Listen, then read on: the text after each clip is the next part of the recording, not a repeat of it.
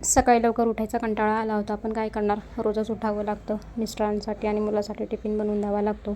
सकाळी उठून आंघोळ वगैरे करून बाप्पाचं सगळं आवरून वगैरे घेतलं आणि मग नंतर मी माझ्या कामाला लागले.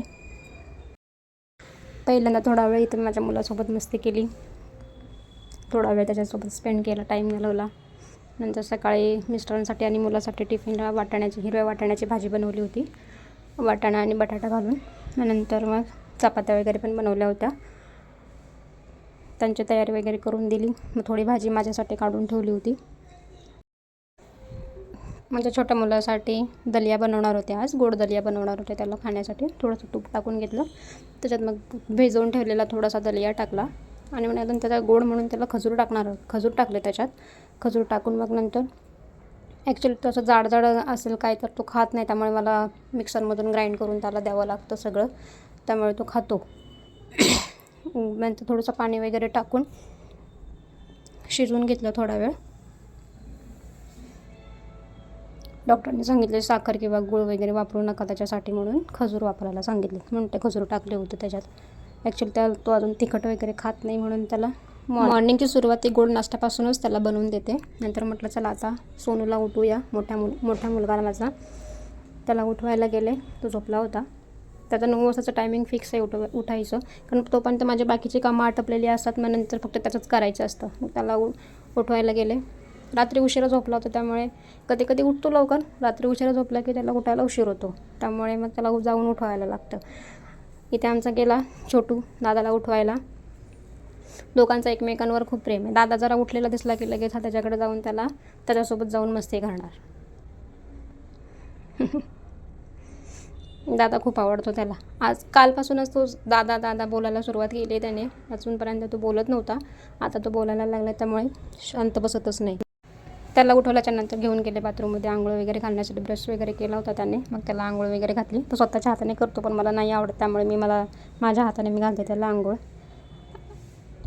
जरा असं स्वतःच्या हाताने केली तर साफ नाही करत ना. छोटू माझा बाहेर बसून टी व्ही बघत होता, त्यामुळे तो बाहेरच बसला होता. मग याला म्हटलं पटकन आंघोळ करून घे, कारण आम्ही आतमध्ये बाथरूममध्ये गेलो की तो आमच्यासोबत माग असतोच. पण आता तो टी व्ही लावून दिला होता म्हणून बसला होता बाहेर. काय करणार, घरात एकटा असल्यामुळे मुलांना डॉक्टर सांगतात स्क्रीन वगैरे दाखवू नका, पण काय करणार, ऑप्शन नसतो. आंघोळ करून झाल्याच्यानंतर बाहेर आणलं, कपडे वगैरे घातले त्याला, बनियान आणि अंडरवेअर घातली आणि मग नंतर खायला वगैरे दिलं होतं त्याला. खाऊन वगैरे झालं होतं त्याचं. तो पण आजोबांचा फोन आला होता, अभ्यास घ्यायला राहिलेला येतो म्हणून. म्हटलं ठीक आहे या. ॲक्च्युली त्याला व्हिडिओ फोटो वगैरे करायला जास्त आवडत नाही, त्याला लाज वाटते. त्याला टिफिन वगैरे भरून ठेवला होता, तो बॅगेत भरून दिला. 2 टिफिन लागतात त्याला ॲक्च्युली, एक शॉर्ट ब्रेकसाठी, एक लॉंग ब्रेकसाठी. लॉंग ब्रेकसाठी चपाती भाजी देते, शॉर्ट ब्रेकसाठी काहीतरी वरचं खाणं असतं, ते मुलांना लागतंच, त्यामुळे ते शॉर्ट ब्रेकसाठी त्याला देते. तयारी वगैरे सगळं करून झाली होती त्याची.